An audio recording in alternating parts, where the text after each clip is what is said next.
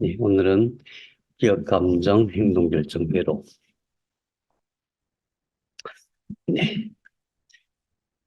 어, 예를 보면은, 우선 이제 다음 시간에 우리 대뇌 피질에 대해서 한번 살펴볼 텐데, 감뇌와 대뇌 피질은 항상 같이 활동하기 때문에 같이 공부를 해야 돼요. 자, 우리 감각은 어디서 들어오죠? 감각은 전부 척수를 통해서 올라오죠. 그래서 뇌줄기를 거쳐서 시상을 거친 다음에 항상 대뇌로 퍼져 나옵니다. 대뇌는 크게 앞에 전두엽, 도정엽, 후두엽, 적두엽 이렇게 나누는데 시상을 거쳐서 들어온 신호가 감각 신호가 예를 들면은 시각은 이쪽 후두엽 쪽 여기 V라고 써 있죠. Visual Association, 비전 V로 들어오고 V 영역 그 다음에 청각으로 들어온 건 히어링 이쪽으로 들어와요. 그러니까 냄새 맡는 거, 맛 이것은 이쪽으로 들어갑니다. 어, 그래서 이제 그런 식으로 들어오고 그 다음에 몸의 일반 감각이라고 하면 촉각, 통각, 온도 감각, 근육의 길이 감각, 또 근육의 긴장도, 그 다음에 또 진동, 그런 감각들은 쭉 올라와서 여기 이쪽에서 1차로 해석이 되는 거죠. 그래서 1차 해석 영역으로 일단은 다 올라왔다가 거기서 2차 해석을 거쳐서 연합 해석. 그러니까 시각이라고 하더라도 양쪽으로 들어오고 또 여러 가지 단계를 거치거든요. 시각을 해석하는데. 그래, 그런 과정을 거쳐서 연합 해석. 그러니까 항상 감각이 올라오면은 그 1차 해석하고 연합 해석을 한다. 시각도 들어오면은 1차 해석, 연합 해석. 그 다음에 청각도 들어오면은 1차 해석, 연합 해석. 그 다음에 후각과 미각도 마찬가지로 1차 해석, 2차 해석, 1차 해석, 연합 해석. 이렇게 생각을 하셔야 돼요. 그렇게 해서, 어, 한 군데로 다 모여요. 감각 신호들이 양쪽, 측두엽 이쪽으로 다 모여요. 그것을 우리가 시각이라고 해요. 시각. 알아차린다는 얘기죠. 뭔가 콕 찌르면 따끔하는 것이, 그냥 따끔하는 것이, 어, 촉각이니까, 통각이니까, 그게 쭉 올라와가지고, 예를 들면은 여기서 1차 해석하고 연합 해석까지 해야 우리가 알아차리는 거예요. 음, 그 다음에 이제 그것이 그 신호들이 이 대뇌 피질에서 1차 해석, 연합 해석한 신호들이 다 모여가지고 그 모인 것들이 기억과 감정 영역으로 들어가요. 기억과 감정 영역은 어디예요? 간뇌에 있는 해마와 편도체죠. 해마와 편도체로 들어가고 그것이 나중에 잘 정리되어져서 기억과 감정이 버무려져서 그게 전두엽으로 가면은 그것을 우리가 생각이라고 해요. 이 전두엽에 도달했을 때 비로소 생각을 하는 거예요. 그러니까 모든 감각은 통합적으로 전두엽에서 그것을 판단하고 예측하고 하는 거죠. 그 다음에 이제 어떻게 움직일 것인가 하는 것을 신호를 보내는 영역이 바로 운동 영역이에요. 예, 그 과정을 오늘 살펴보는 거예요. 음, 과정은 그 경로는 되게 복잡해 보이지만은 시간은 거의 0.1초, 0.1초 그 안에 일어나는 그런 해석이에요. 그래서 우선은 어, 1차 감각이 어떻게 들어오는가? 이제 V, V가 시각 신호라 그랬죠? V와. 그러니까 시각 신호는 이게, 그 다음에 청각 신호는 이쪽으로, 시감각 신호는 이쪽으로. 무슨 여기는 시각, 청각, 체감각만 나와 있는데, 그거 외에도, 미각, 후각, 음, 예, 그런 신호들이 있겠죠? 그래서, 음, 우선 첫 번째로 우리가 후각을 살펴보면은 코, 여기로 나와 있죠. 후각몽울이 여기로 나와 있어요. 여기에 이제 어떤 냄새 분자가 딱 붙으면은 그것을 이 수용체가 감지하는데 어떻게 감지하냐면은 전기적인 신호로 바꾸는 거예요. 전기 신호로. 몸에서 일어나는 모든 신호 체계는 전기 신호예요. 이것을 믿어야 됩니다. 믿기가 어려워요. 뭔가 특별하고 다른 게 있을 것 같은데 아니고 100% 전기 신호죠. 전기 신호. 그 전기 신호로 바꿔서 이렇게 쭉 보내요. 그럼 보내면은 이게 후광몽울에서 이렇게 들어와 가지고 척두엽에 있는 냄새, 후각을 해석하는 영역으로 들어가는 거죠. 그 척도엽에 있는 후각, 미각, 피질. 그 후각, 미각, 피질이 약간 떨어져 있는 것 같지만 사실 이렇게 섞여 있다고 봐야 돼요. 왜냐하면은 여기서 냄새를 맡는다고 하는 것과 맛을 느끼는 것이 거의 같은 수준이에요. 오히려 맛을 혀에서 우리가 느낀다고 생각하기 쉬운데, 물론 혀도 느끼지만은 그 냄새 분자들이 가장 많이 올라오는 것이 그 후각몽으로 올라오거든요. 그래서 사실 냄새는 코로 맡는 것이다. 그러니까 음식의 맛은 코로 맡는 것이다. 근데 이제 이걸 생각할 때에 이 영역 근처에 장수세포와 격자세포가 있다. 기억나십니까? 음. 이 후각 신호를 해석하는 영역 근처에 있다는 거예요. 그래서 후각과 시각이 동시에 장소세포와 격자세포를 가동을 시킨다. 이렇게 보시면 돼요. 그래서 이제 어쨌든 대뇌 피질로 2차로 올라간다. 그런데 후각 신호는 좀 다른 게 뭐냐 하면은 다른 것들은 들어가고 막 여러 가지 단계를 거쳐서 이게 해석이 되거든요. 근데 후각 신호는 그런 단계를 거치지 않아요. 그냥 바로 들어와요. 바로 대뇌 피질로 들어와요. 왜 그럴까요? 왜 그러냐면 후각이라고 하는 것은 우리가 위험 신호를 눈으로 보지 않고 손으로 만지지 않고 위험 신호를 감지할 수 있는 장치예요. 그래서 어떤 어, 위험에 대처할 수 있도록 바로 즉시 해석을 하는 거예요. 다른 영역을 거치지 않고 후각처럼. 후각이라고 하는 것이 기능이 그렇다. 그래서 만일에 뒤에서 무슨 일이 일어나도 그 냄새 분자가 코로 들어와서 감지할 수 있도록 생존에 있어서 굉장히 중요한 신호죠. 그 다음에 시각 영역 우리가 지난번에 공부했죠.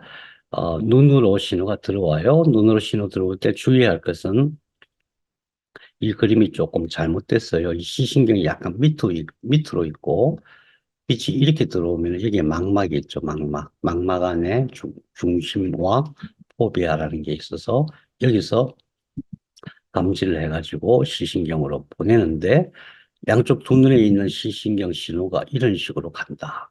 빨간 선을 보면은 두 겹이에요. 두 겹 중에 한 겹이 어디로 가냐면은 상구로 간다. 상구 기억나시죠? 네 줄기 맨 위에 이렇게 뒤에 볼록 솟아있는 거. 상구로 와서 상구에서는 척수를 통해서 온몸에 먼저 쫙 보내는 거예요.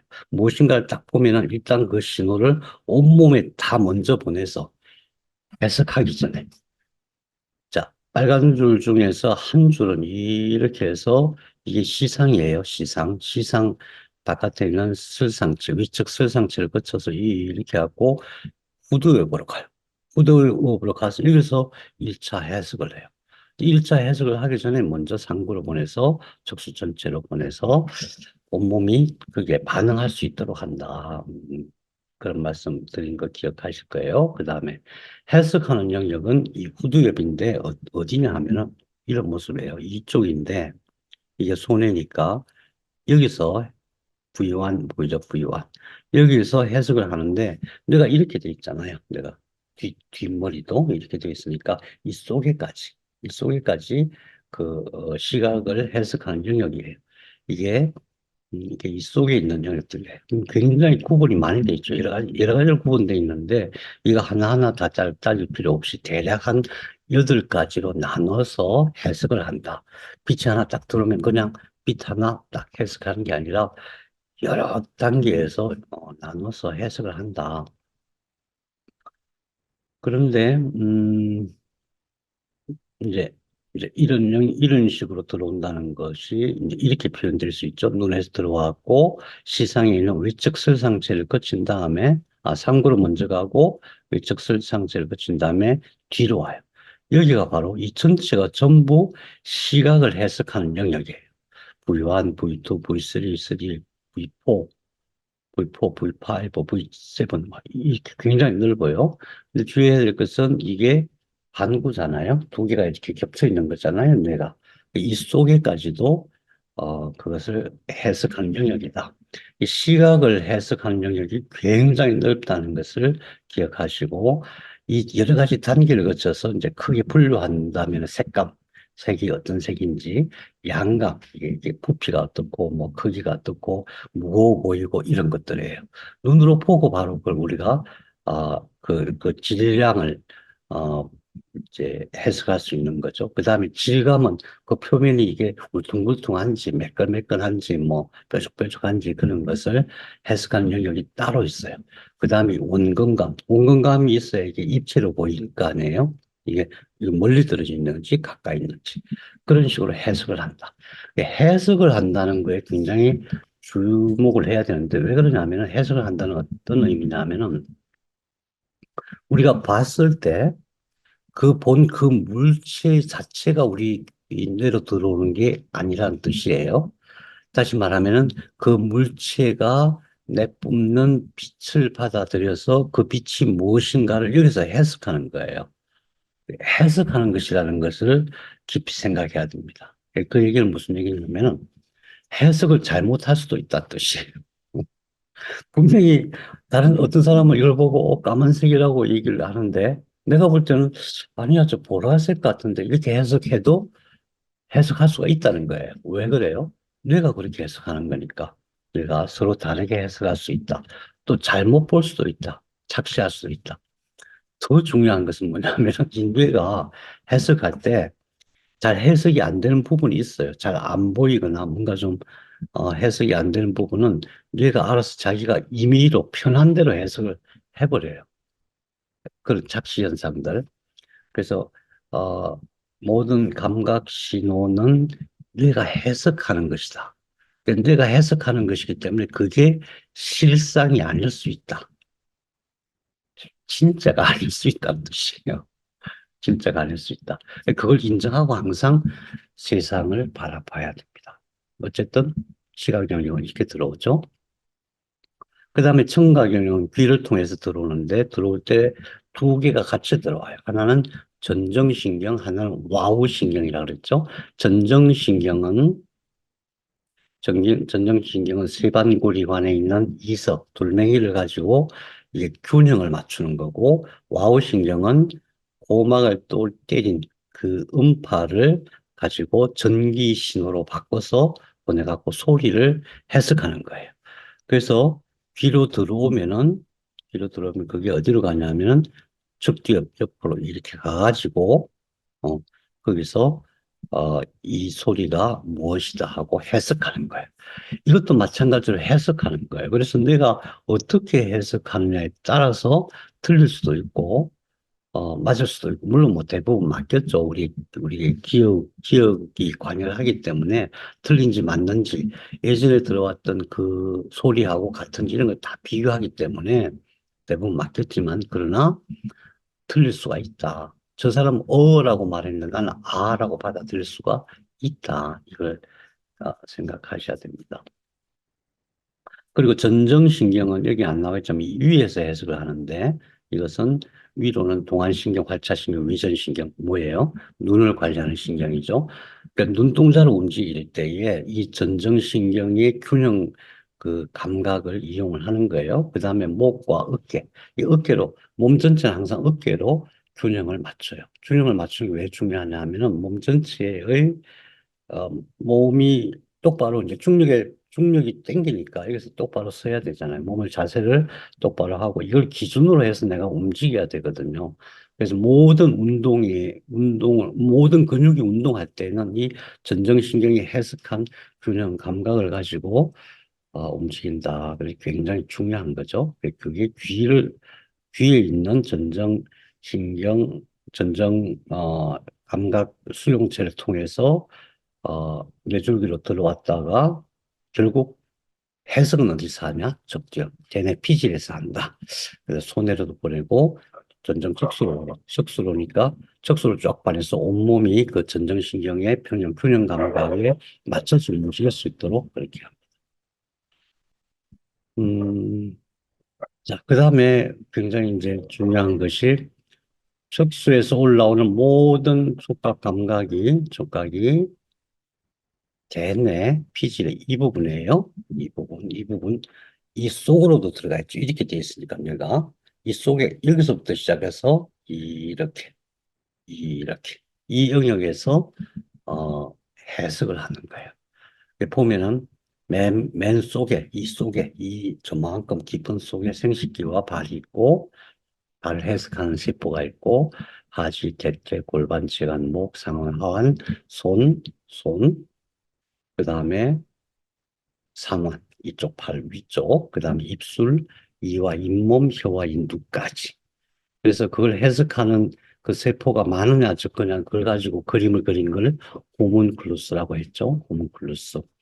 자, 그게 이 영역이에요. 이 영역이 어딘지를 늘 생각해야 되고 그 영역의 중심점이 바로 백회라고 하는 혈자리예요. 어, 제가 지금 무슨 말씀을 드리려고 하는 거냐 하면은 그러니까 후각부터 시작해서 후각, 시각, 미각, 체감, 시감각, 청각, 이 모든 신호가 대뇌로 와서 해석을 일단 하고, 해석을 하고, 그게 전부 다 모이는 연합 해석 영역이 있어요. 모든 신호를, 몸의 모든 신호를 다 모여서 연합해서 해석을 해요. 그래야 정확하겠죠?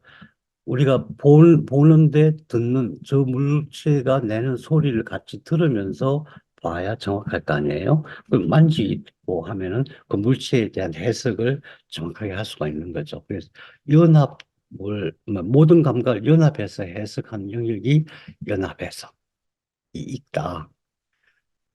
이제 여기까지가 지각의 단계예요. 그 다음에 지금 오늘 우리 공부하려는 거 하는 것은 그 모든 신호가 대뇌 피질로 다 와서 연합 영역으로 모인 다음에 그 다음에 무슨 일이 이루어지는가 그거 보는 거예요. 그 다음에 무슨 일이 이루어지는가. 그 다음 단계가 기억과 감정을 생성하고 저장하고 인출하는 일이 이루어져요. 이게 이제 이때부터 인간의 본질적인 고통이 시작되는 거죠. 만약에 사람이 기억이나 감정이 없으면 괴로워할 일이 없잖아요. 그냥 편안하잖아요. 그죠? 근데 제멋대로 행동하겠죠. 그래서 이제 인간이 인간다움을 유지하는 데 필요한 게 바로 결국 기억과 감정이에요. 그 기억과 감정이 어떻게 이루어지는가, 그거 보는 거예요. 그래서 이제 지금까지는 모든 감각이 대뇌로 온 다음에 시상을 거쳐서 대뇌로 간다. 그 기억하시고 대뇌로 온 다음에 연합 영역에서 모인 다음에 이쪽에서 속으로 쑥 들어간다. 어디로? 예, 해마와 편도체로 들어간다. 해마와 편도체로 들어간다. 자, 그래서 감각 연합이라고 제가 얘기를 썼어요. 모든 감각이 모이는 연합 영역이 있고 그 영역에서 처음에 어디로 가냐 하면은 시상으로 가요. 시상. 이 속에. 이제 이거 조갑의핵이죠. 이 속에 있는 거 시상으로 가요. 시상으로 간 다음에 먼저 편도체로 가요. 이게 편도체죠. 그러니까 시상. 자, 다시 한번 보면은 뇌량이 있고 그 다음에 여기에 뇌실이 있고 잘 안 보니까 이걸로 봅시다. 음, 뇌량이 있고 뇌실이 있고 뇌실과 뇌량 사이에 뇌궁이라는 게 있다 그랬죠. 그다음 이 속에 있는 게 시상이고 시상 바깥에 볼록 튀어나와 있는 것이 조갑의 핵이고 조갑의 핵 안쪽에 창백핵이 있고 그 안에 통로가 하나 있다. 기억하시죠? 그다음 이걸 전체를 쭉 덮고 있는 게 있는데 그게 해마와 편도체와 이 덮고 있는 거 지금 여기 그림 표현이 안 돼 있는데 덮고 있는 이것을 꼬리핵이라고 한다. 그러니까 해마와 편도체는 이 꼬리핵 속에 같이 이렇게 쭉 들어가 있는 거예요. 자, 그래서 어디로 들어오냐? 그 모든 감각이 제일 먼저 어디로 들어오냐 하면은 이 안에 있는 시상으로 탐구해요. 아니, 아까도 들어왔고 시상으로 간 다음에 대뇌피질로 갔었잖아요. 근데 대뇌피질에서 1차 해석하고 연합한 다음에 다시 또 시상으로 모이네. 와, 시상은 항상 모든 신호를 중개해주는 역할을 하는구나. 금방 우리가 알아차릴 수가 있는 거죠. 그래서 시상으로 모인 다음에 어디로 먼저 가냐? 편도체로 먼저 가, 편도체. 와, 편도체로 먼저 가는데, 여기에서 이제 감정 회로가 만들어지는 거예요. 편도체로 가서, 자, 이게 뇌량이고, 이게 대상회라고 했죠, 대상회. 대상회 중에서 앞부분이 전대상회예요. 그러니까 모든 신호가 연합 영역에서 시상으로 갔다가 편도체로 갔다가 전대상회로 갔다가 그 다음에 내후각 피질 영역. 아, 내후각 피질 영역 기억하십니까? 음, 내 내후각 피질 영역이 어디냐면은 음, 여기서 볼게요. 자, 여기 이 안에 시상이 있고 여기에 시상 하부고 뇌하수체죠. 내후각 피질 영역이 여기에 있어요. 그러니까 바깥에 있는 척두엽의 그 안쪽에 있는 거예요. 내 후각 내측 후각 영역이 음, 뭐가 있다 그랬죠? 음, 장수세포. 그러니까 장소를 기억하는 그 영역이라고 그랬죠. 내 후각 기술 영역을 보여드려야 되겠는데 이게 어디로 갔나? 내 후각 영역 어디로 갔나? 음, 안 보이네. 어쨌든 이 부분입니다. 이게 편도체 옆에 있어요. 편도체가 두 개가 이렇게 있을 거 아니에요? 편도체. 그러니까 뇌실이 있고 안에 시상이 있고 시상 밑에 이렇게 편도체가 쭉 나와 있는데 편도체 옆에 기저핵 밑에 척두엽의 내부에 거기에 있는 그쪽으로 가요. 어, 그리 가서 그 다음에 다시 거기서 그러니까 순서를 한번 다시 보죠. 연합 영역에서 시상으로 들어갔다가 편도체로 갔다가 전 대상회로 갔다가 내측 후각 영역을 거쳐서 다시 시상으로 간 다음에 다시 전 대상으로 가요. 이게 감정회로예요. 이 뭔가 좀 이상하죠? 계속 왔다 갔다 왔다 갔다 해요. 그래서 우리가 감정은 한 번 감정이 딱 생기면은 그게 안 없어져. 하루 종일 가. 아침에 뭐 뭔가 기분 나쁜 일이 있었어. 뭐 하루 종일 그 우울한 거예요. 이게 계속 반복해서 돌아요. 어떻게? 편도체에서 전대상회로 갔다가 내초부학령으로 갔다가 다시 시상으로 갔다. 편도체에서 다시 전대상회로 갔다가 내적 후각령으로 갔다가 다시 시상으로 갔다. 뭐 계속 반복하는 거예요. 그래서 감정이라고 하는 것이 한번 한번 이렇게 발생하면은 그게 계속 회전하면서 도는 거예요. 그래서 우리가 살아갈 때에 감정에 휘둘리면 살기가 참 힘들어요. 그 감정에 휘둘린다는 의미는 뭐냐? 뇌에서 계속 그게 회로가 작동하고 있거든요. 반면에 아침에 일어났는데 뭔가 좋은 일이 있어. 좋은 소식을 들었어. 뭐 격려하는 말, 칭찬하는 말 들었어. 하루 종일 기분이 좋아. 계속. 그런데 우리가 살다 보면 항상 좋은 일이 있으면 나쁜 일이 있고 이걸 잘 조절할 수 있어야 되잖아요. 내 마음대로 조절할 수 있어야 되잖아요. 예, 잘 산다고 하는 것은 결국 감정을 잘 조절하는 거예요. 왜 이게 중요하냐면 감정이 여러 가지가 있잖아요. 슬픔도 있고 기쁨도 있고 두려움도 있고 뭐 억울함도 있고 많이 있는데 모든 감정이 저 기저에서 작동하는 것은 두려움이에요. 두려움. 두려움. 그래서 그 두려움의 감정이 밑에서 항상 깔려 있기 때문에 내가 너무 좋다고 느끼거나 너무 나쁘다고 느끼는 것들도 사실 그 밑에 두려움이 깔려 있다는 것을 잘 생각하면은 내가 감정에 휘둘리면 안 돼. 그러면은 올바른 판단을 못 해요. 올바른 생각을 못 하게 돼 있어요. 감정이 휘둘리면은. 근데 그 감정이 회로가 계속해서 이렇게 돌아가기 때문에 어떻게 멈춰야 돼요? 돌아가는데. 거기다가 이게 엄청 강력해요. 엄청 강력해갖고 감정이 하나 생기면은 그 감정이 기억을 또 불러와요. 기억을 불러와고 또 새로운 기억을 만들고 그래요. 결국은 그래서 감정이 어디서 휘둘리냐면 기억에서 휘둘리는 거예요. 기억이 조절하는 거예요. 그래서 감정에서 우리가 감정을 조절할 수 있어야 되는데 조절하려면 어떻게 해야 되냐면 새로운 기억을 만들어야 돼요. 예전 기억을 불러오는 것만으로는 부족해요. 새로운 기억을 만들어야 돼요. 그럼 새로운 뭔가 행동 또 새로운 어떤 계획, 꿈 이런 게 있어야만 돼요. 그래야만 내가 내 감정을 잘 조절할 수 있는 거예요. 그래서 대부분 사람들은 뭐 내 감정이 본질인 줄 알아요. 내 감정이 참된 것인 줄 알아요. 그렇지 않아요. 감정은 어떻게 만들어진 거냐 하면은 감각이 올라와. 그 다음에 시각, 청각, 후각, 미각 이게 다 올라와갖고 연합 감각이 된 다음에 그게 들어와가지고 감정 회로를 돌면서 만들어지는 거예요. 그래서 감정은 원래는 내가 얼마든지 조절할 수 있는 거예요. 왜냐하면 감각을 어떻게 만드느냐에 따른 거니까. 그죠? 감각은 내가 행동하면서 얼마든지 할 수 있는 거잖아요. 좋은 소리를 듣거나, 좋은 사람을 보거나, 좋은 모습을 보거나, 맛있는 거, 몸에 좋은 걸 먹거나, 속을 편안하게 하거나, 또는 촉각, 호응하거나, 쓰다듬거나, 만지거나, 그런 걸 통해서 내가 내 의지로 감각을 조절할 수 있는 거거든요. 그게 재료가 돼갖고 내 감정이 되는 거예요. 그러니까 감정은 한 번 생기면 계속 그냥 돌아가는 것이고 통제를 못한다. 이게 아니에요. 그래서 잘 산다고 하는 것은 감정을 감각으로 조절할 수 있어야 된다. 감각이 새로운 기억을 만들고 그 기억이 또 감정을 조절하게 되는 것이다. 어, 반복된다는 게 중요합니다. 편도체가 중요하고. 그래서 병이라고 하는 것은 편도체 망가지는 거예요.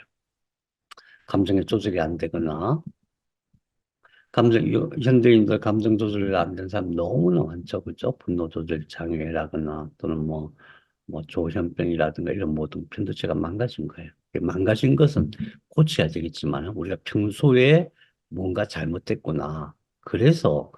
그래서 음, 지난 시간까지 제가 뭐라고 말씀드렸냐면 뇌치료한 두 가지 중요한 게 있다. 두 가지. 하나는 뇌신경 줄기세포를 살리는 것이다. 그래서 세포를 살리는 것이 제일 중요하고. 두 번째는 뇌줄기 치료가 중요하다. 왜? 뇌줄기에서 감정과 기억을 만드는데 관여하는 모든 신경 전달 물질이 만들어지기 때문에 그래요. 신경 전달 물질 뭐뭐 있었죠? 세로토닌. 세로토닌이 뭐가 되죠? 멜라토닌이 되고, 음, DMT가 되고. 그 다음에 도파민. 도파민이 뭐가 되죠? 에피네프린, 노르에피네프린이 되고. 그 다음에 아세틸콜린. 그 다음에 이런 것들이 서로 음량을 조절할 수 있는 그런 물질들이 만들어져요. 결국은 이제 뇌줄기세포가 튼튼해야 된다. 세 번째, 세 번째, 뇌를 치료하는데 진짜 중요한 게 뭐냐? 모든 감각이 재료라는 걸 생각해야 돼요. 모든 감각이 호르몬, 신경전달 물질과 호르몬을 어, 만드는 기초 재료가 되는 것이고, 기초 정보가 되는 것이고, 그 연합 영역이 들어와서 감정 회로를 돌고 기억 회로를 도는 것이다. 그 재료가 뭐냐? 감각이라, 감각. 그래서 감각이 정말 중요한 거예요. 그 치료를 할 때 제일 먼저 살펴야 될 것이 어떤 형태의 뇌 병이든 그 사람의 감각기관이 제대로 작동하고 있는가, 잘 작동하고 있는가, 좋은 감각을 잘 받아들이고 있는가. 이걸 먼저 살피는 거예요. 그래서 모든 치료에 있어서 그런 의미에서 척수치료가 기본이고, 그 다음에 뇌줄기 세포가, 뇌줄기에 있는 세포들을 치료하는 것이 두 번째고. 아무튼 제가 이제 세 가지 뇌치료의 핵심을 말씀드린 거예요. 첫 번째, 뭐였죠? 음, 뇌세포를 살린다. 뇌세포를 살리려면 뇌신경줄기세포가 활성화돼야 되니까 뇌실을 잘 치료해야 된다.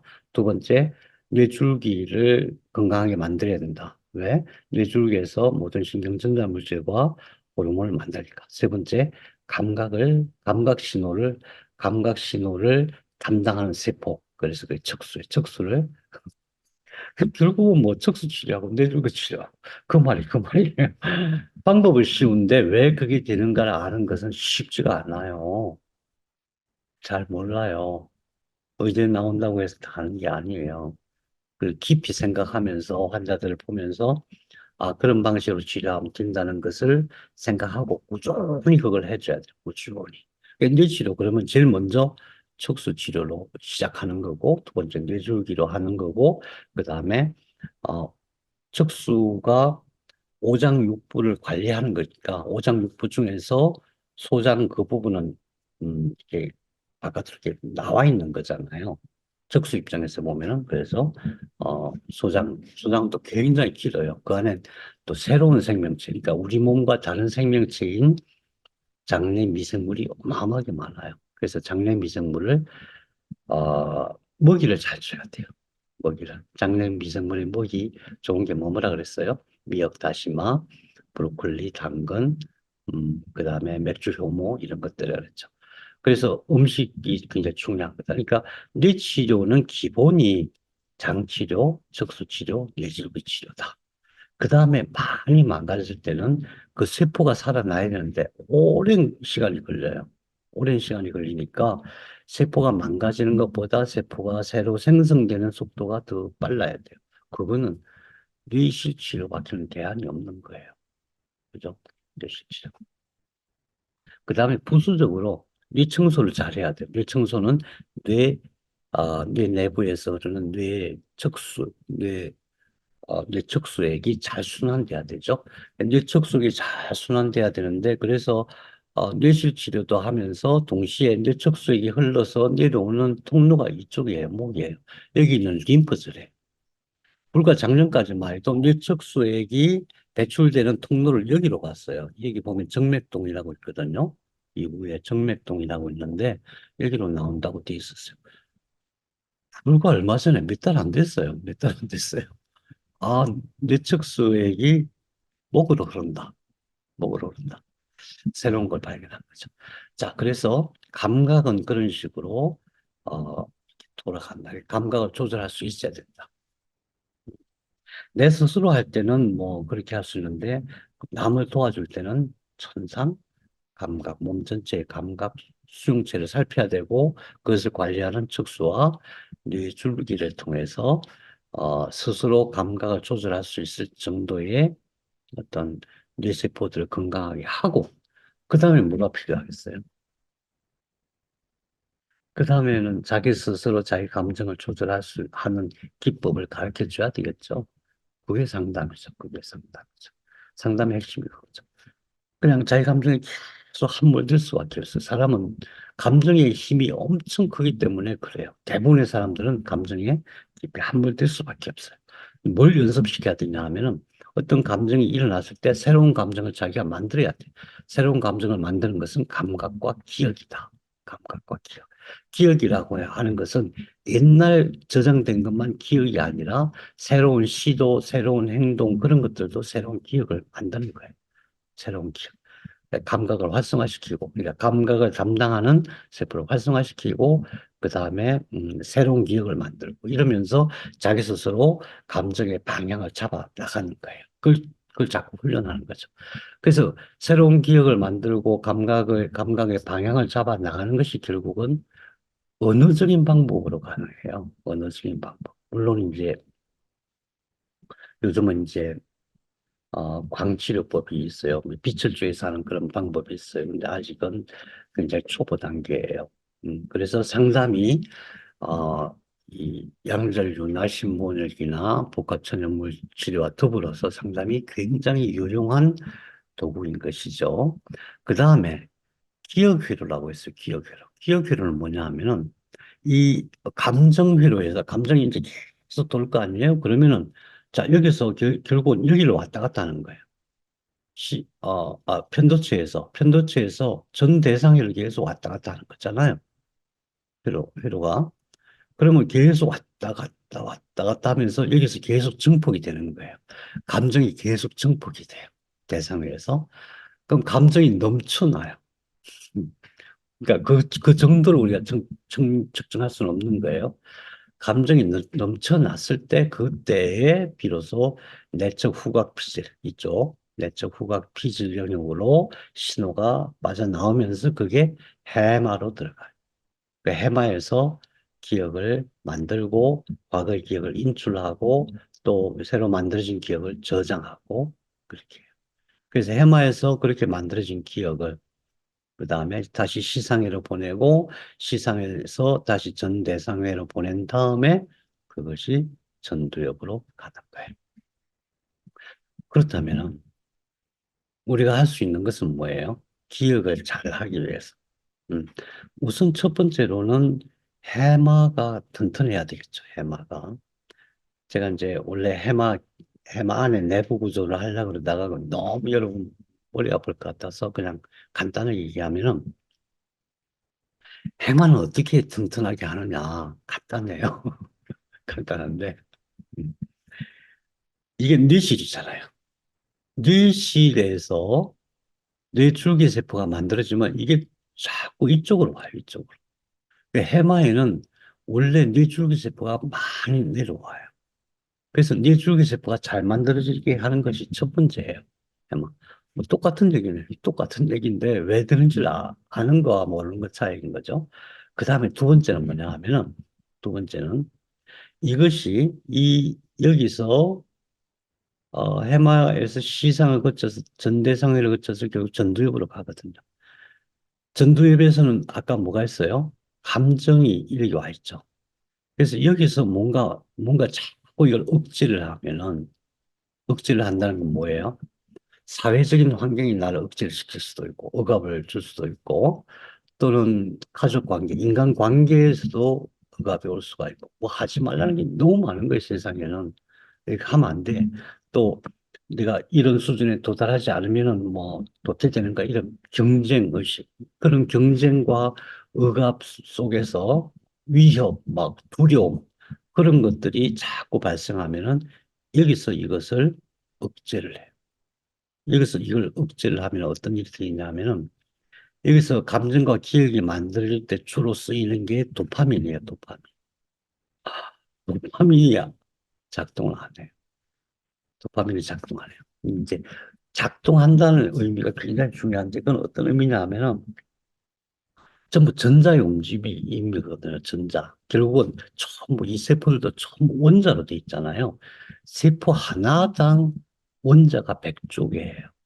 전부 어떻게 연결되어 있냐면 전자를 공유하면서 전자를 같이 다른 원자끼리 전자를 공유하면서 이렇게 존재하고 있어요. 이 전자가 떨어졌다 붙였다 하는 것이 어 이런 회로의 작동인 거예요. 그런데 스트레스를 받으면 어떻게 되냐면 전자가 움직이다가 튀어나가 버려요. 딴 데로. 딴 데로 튀어나와. 그래서 세포가 망가지고 세포가 제대로 작동 못하거나 오작동을 하고 그런 거예요. 그죠? 그래서, 그래서 이 영역을 치료한다는 것은 첫 번째로는 뇌신경 줄기 세포를 활성화시킨다는 거 하나 하고 두 번째로는 감정을 순화시켜야 돼요. 감정. 원래 기억이라고 하는 것이 감정이 범람해야 기억이 이제 만들어지는 건데 그 얘기는 어떻게 받아들여야 되냐면 아무 감정도 없어. 봐도 뭐 본 것 같지도 않고 들어도 뭐 별 신경도 안 쓰이고 그러면 그게 기억으로 안 가요. 나한테 별로 중요한 게 아니니까.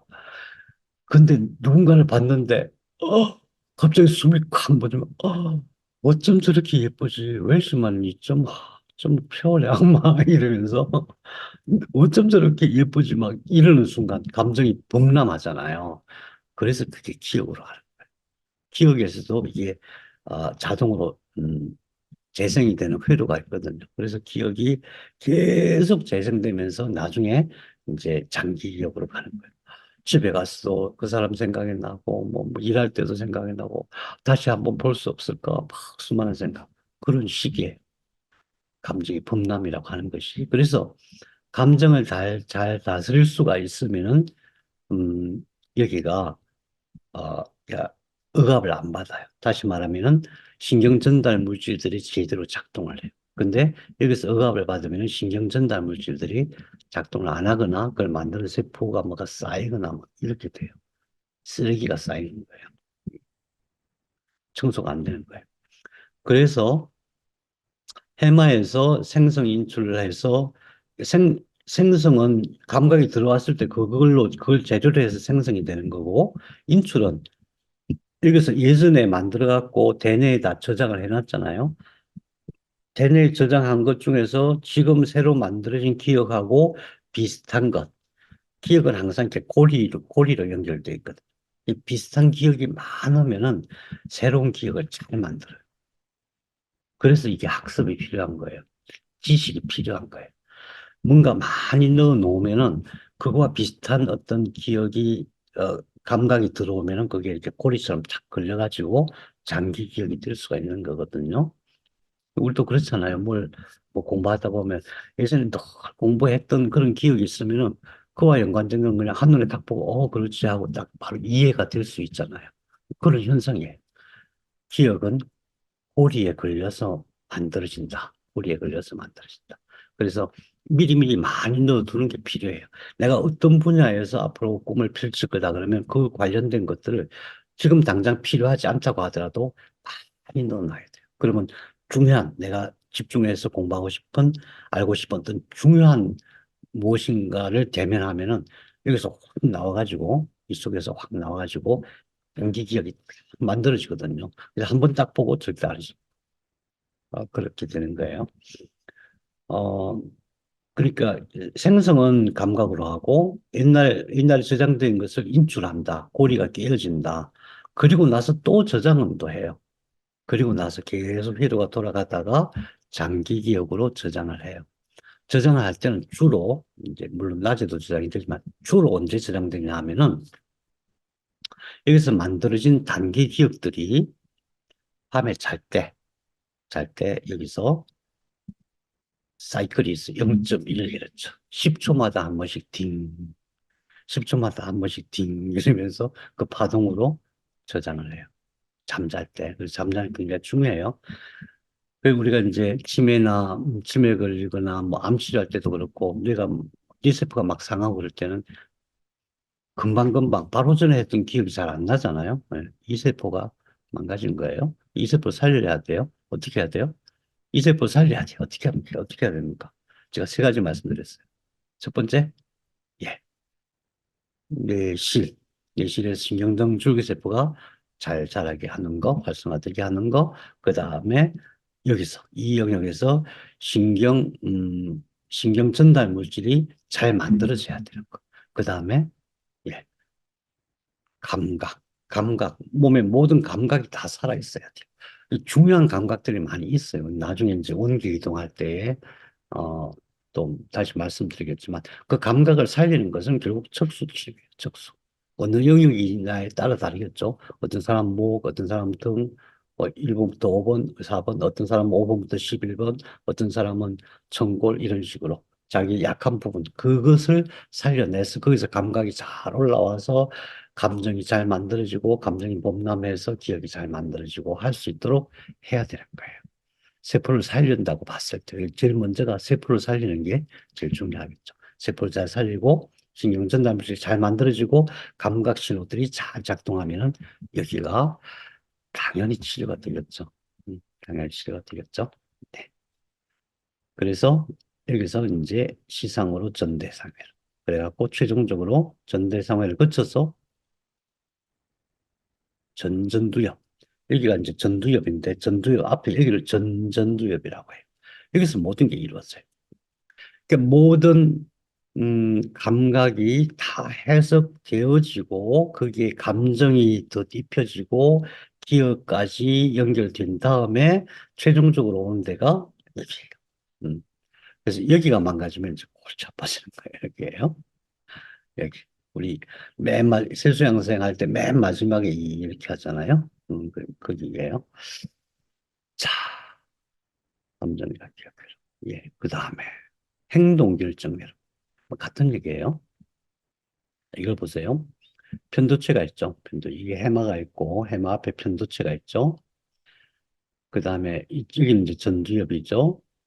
그 다음에 측좌핵이라는 게 있어요. 측좌핵이 이거예요, 이거. 측좌핵이 전전두엽의 맨 끝에 저 속에 들어가 있는 거예요. 저 속에 뉴클레우스 컴벤스라고 해요. 뉴클레우스 컴벤스. 측좌핵이라는 핵이 있는데 이 핵과 전두엽이 어떤 행동을 결정하는 데 굉장히 중요한 역할을 한다 그런 뜻이에요. 편도체에서는 이제 어떤 행동을 결정할 때 그게 이제 어떤 경로를 거쳐서 결정되느냐 이건데 첫 번째 편도체가 관여해요. 편도체는 뭘 담당하는 기관인가요? 감정이죠, 감정. 좋아하고 싫어하고. 그 다음에 해마가 있어요. 해마는 뭘 담당해요? 기억을 담당하는데 해마는 기억을 담당할 때 제일 먼저 선별하는 기준이 이게 새 거냐, 새로운 감각이냐, 맨날 올라오는 옛날 감각이냐, 그걸 먼저 구분을 해요. 편도체는 내가 좋아하는 거냐, 싫어하는 거냐, 호불호, like, dislike. 그 다음에 해마는 이게 새로운 거냐, 그걸 판단하고 이제 행동을 결정할 때 제가 말씀드리는 거예요.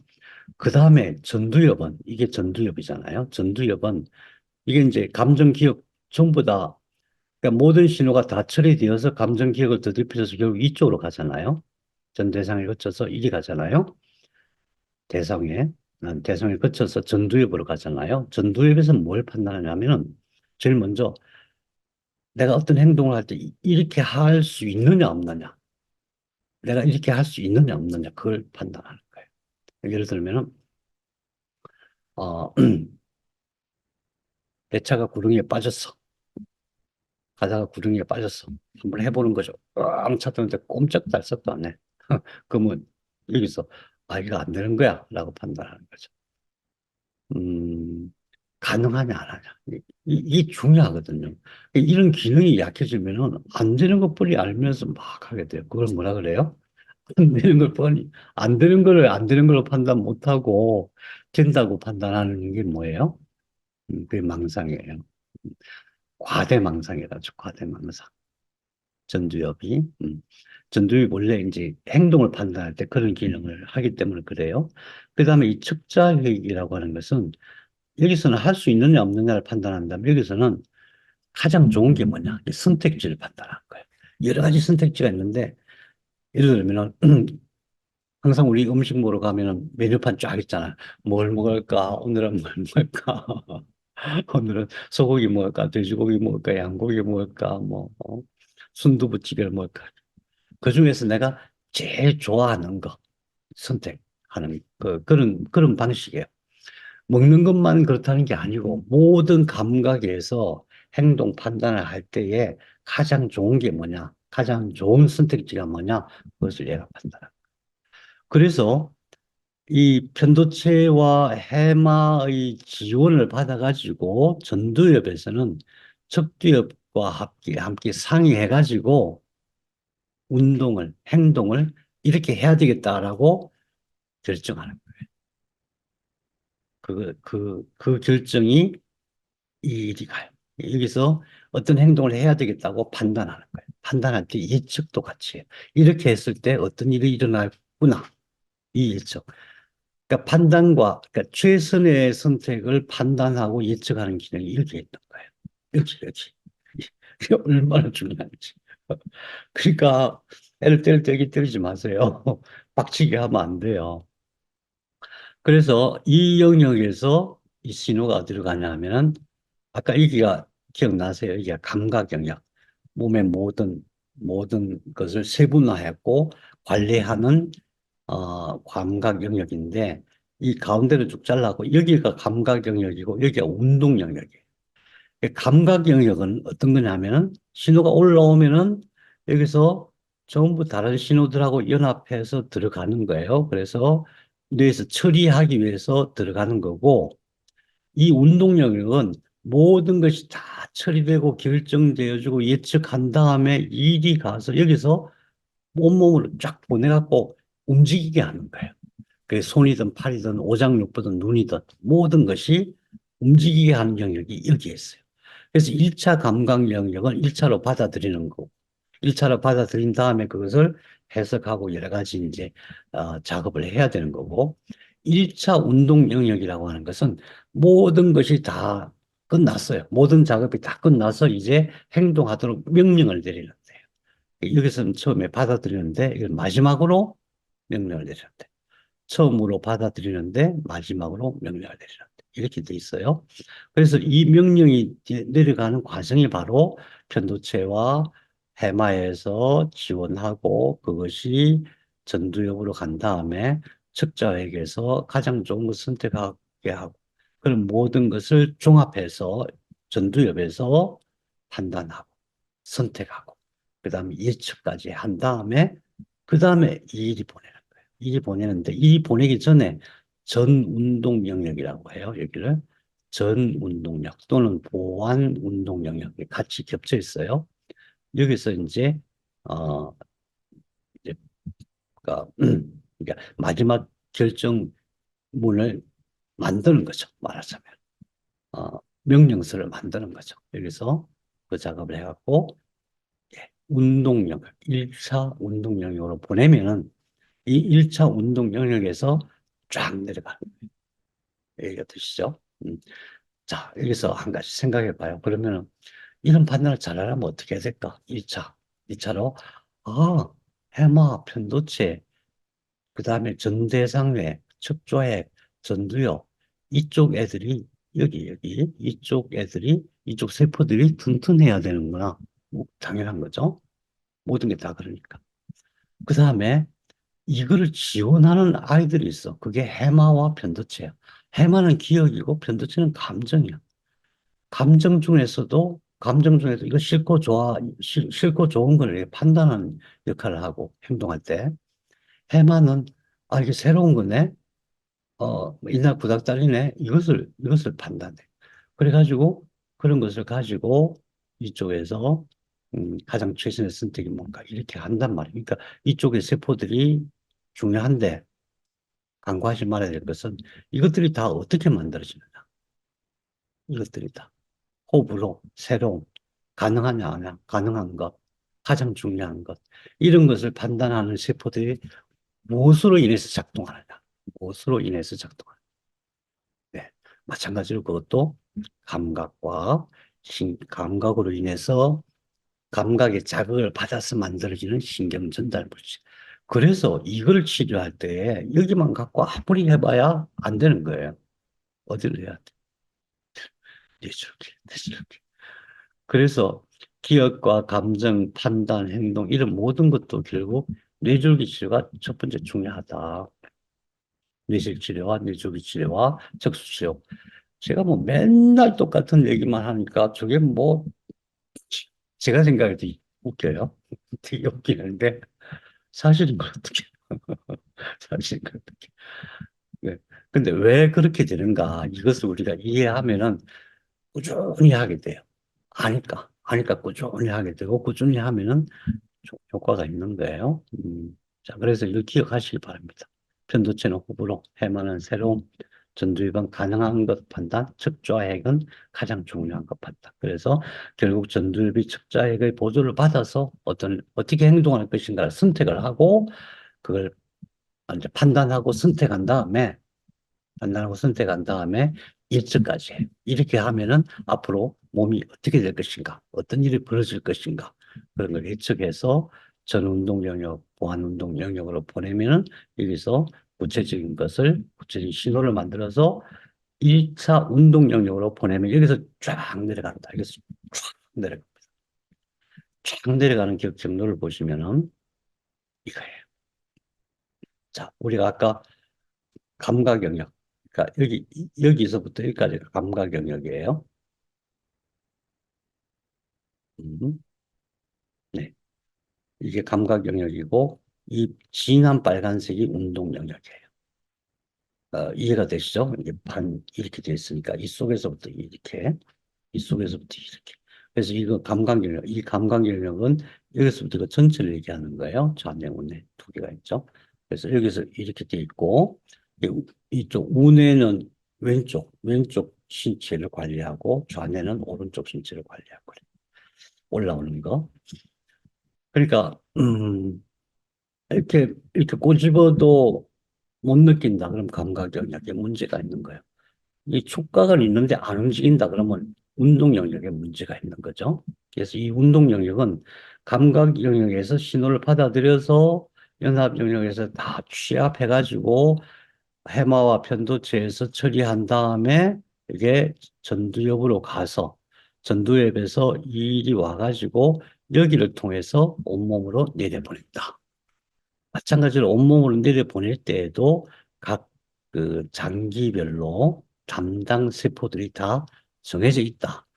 그래서 만일에 이쪽 세포가 망가져요. 그럼 뭐가 되겠어요? 손에 문제가 오겠죠. 손이 마비가 되겠죠. 만일에 이쪽 세포가 망가져요. 발이 안 움직이겠죠. 그죠? 만일에 이쪽 세포가 망가져요. 그럼 발은 감각이 없겠죠. 움직이는데 감각이 없네. 뭐 이런 경우가 생길 수가 있겠죠. 근데 대개는 감각이 없으면 운동도 같이 없어요. 자, 그래서 어쨌든 여기서 쫙 내려보낸다. 내려보내는 데가 어디냐. 이게 이제 운동 영역이에요. 운동 영역에서 쫙 내려보낸다. 여러분 기억하십니까? 내낭. 자, 뇌실, 해마와 편도체, 꼬리에 그 안에 이렇게 시상이 있죠? 시상. 시상을 덮고 있는 것이 조갑액이라고 그랬죠. 그럼 이 시상과 조갑액 사이에 통로가 있다 그랬잖아요. 그 내낭이라고 했어요. 인터널 캡슐. 제가 한 번밖에 말씀 안 드려서 잘 기억을 못 하실 거예요. 그래서 1차 운동 영역에서 이 내낭을 통해서 쫙 내려보내요. 이게 굉장히 중요한 영역이에요. 대부분 이거 잘 신경을 안 써요. 이게 1차 운동 영역이에요. 여기가. 여기. 이거예요. 여기서 어디로 내려가냐면은, 자, 이게 시상이에요. 시상. 이게 조갑이액이에요. 조갑이액. 조갑이액. 조갑이액. 조갑이액 안에 창백핵이 있다 그랬죠. 이 시상과 조갑이핵, 창백핵, 대뇌기소핵이라고 그랬죠. 그 사이에 통로가 있다. 이것을 여기를 내낭이라고 하는데 인터널 캡슐인데 여기를 쫙 내려보내. 여기를 쫙 내려보는데 그냥 내려갈 때 그냥 내려가나 보다. 그냥 전개선처럼 손만 쫙 있나 보다. 그게 아니고 여기서 다 조절을 해. 운동을. 워낙 많은 신호이기 때문에 그래요. 내려보내면 여기서 음, 이게 뇌줄기죠. 뇌줄기에서 끝에서 이렇게 교차를 해요. 하나는 이리 가고 이쪽에서 오는 건 이리 가고. 이 피라밋 교차로라고 해요. 여기. 목대 풍부혈 그쪽이에요. 여기서 교차를 해가지고 반대쪽으로 왼쪽 운동 영역에서는 오른쪽으로 가고 오른쪽 팔, 다리, 몸통 그리 가고 오른쪽에서는 왼쪽으로 가고 그래요. 근데 90%가 가고 10%는 같은 쪽으로 내려와요. 90%가 가고 10%는 같은 쪽으로. 이건 이제 다음에 보기로 해요. 그래서 우리의 모든 행동이 이런 식으로 결정되어지고 쫙 내려간다. 그래서 결국 이제 병이라고 하는 것은 해마와 다 관련이 있어요. 이게 알츠하이머, 조현병, 이렇게 뭐 혈관 질환, 노화, 전부 이게 해마예요, 해마. 이게 뭐냐면 이게 빙글빙글 이렇게 돼 있죠. 해마 내부가 이렇게 돼 있어요. 해마 내부가 지상회라고 해요. 그래서 이제 신호가 딱 들어오면은 일반 신호가 들어오면 여기서 증폭을 시켜요. 증폭을 시켜가지고 여기서 이 안에 이기세포라고 해서 그래서 빙글빙글 돌면서 자동 재생을 반복 재생을 해요. 그래서 기억이 만들어지거든요. 그래서 이런 과정에서 이 세포들이 죽는 거예요, 결국. 다른 의미가 아니고 세포가 죽는 거예요. 그럼 세포가 여기서 어떤 세포들이 죽으면 다양한 형태의 질병이 나타나는데 그 질병의 본질은 뭐냐? 본질은 뭐냐 하면은 그 세포가 해야 될 일을 못하는 것뿐이에요. 근데 그거를 이제 우리는 이름을 여러 가지로 붙여놨죠. 알츠하이머, 조현병, 우울증, 뭐 외상 스트레스, 노화, 뭐 파킨슨. 이름은 여러 가지로 붙여놨지만 핵심은 뭐냐? 세포가 죽는 거죠. 그래, 세포를 살리려면 어떻게 된다고요? 세 가지. 하나, 뇌실. 두 번째, 뇌줄기. 뇌줄기에서 특히 신경전달 물질이 잘 살아날 수 있도록. 그 다음에 이것을 작동하는 모든 감각의 기본이 감각 신호잖아요. 몸 전체의 일반 감각, 청각, 시각, 청각, 시각, 후각, 미각. 그죠? 온도 감각, 뭐, 근육의 길이감, 촉각, 통각, 이런 감각 신호들이 잘 올라와서 잘 처리돼야 돼요. 그런 걸 담당하는 게 이제 기본적으로 척수와 뇌줄기니까 그런 감각을 살린다. 이 세 가지가 뇌치료의 기본이다. 어쩌면 뇌치료뿐만 아니라 모든 치료의 기본 원리다. 신경전달물질 지난 시간에 했지만 다시 한번 보면은 전부 뇌줄기에서 만들어진다. 기억하시죠? 이 도파민은 안 만들어진다. 그럼 파킨슨은 오는 거예요. 파킨슨 보면 치매도 오기도 하고 그래요. 또 도파민이 안 만들어지면 무엇보다도 조현병하고 연관했어요. 자폐도 도파민 문제 연관했어요. 도파민 참 문제예요. 도파민은 뭐예요? 행복감을 느끼게 하는 거잖아요. 도파민이 안 만들어지면 의욕이 안 생기고 행복감이 없어요. 재미가 없어요. 사는 재미가 없어요. 도파민이 참 중요해요. 이걸 억제하는. 도파민이 계속해서 많이 만들어지기만을 바라고 살면은 이제 그게 사람 중독이 되는 거예요. 어떤 사람들은 중독은 참 끊기가 어렵잖아요. 술, 마약, 뭐 도박 이런 그런 중독이 결국 도파민을 그거 할 때만 도파민이 팍팍 나오니까. 그럼 어떻게 해야 돼? 그거 안 해도 도파민이 잘 나오게 하는 것이 중독 치료의 핵심이에요. 중독은 치료 안 된다고들 얘기하잖아요. 알코올 중독 심하면 어떻게 돼요? 그 치료 안 된다. 왜? 이 도파민 시스템도 문제지만 이쪽이 많이 망가져. 특히 대상외. 여기 많이 망가지고 전두에 망가져버려요. 그럼 어떻게 돼요? 대상이 망가지고 인간관계가 계속 사물과 대상과 나의 관계 설정이 잘못되니까 계속 트러블 생기고 그 다음에 판단 잘못해. 맨날 실수하고 일을 잘못하고 그러죠. 이런 것들이 전부 다 중요한데 어디서 만들어지냐가 중요하죠. 우리 입장에서는 뇌줄기다. 네, 오늘 여기까지 하겠습니다. 여러분 수고 많으셨습니다. 수고하셨습니다.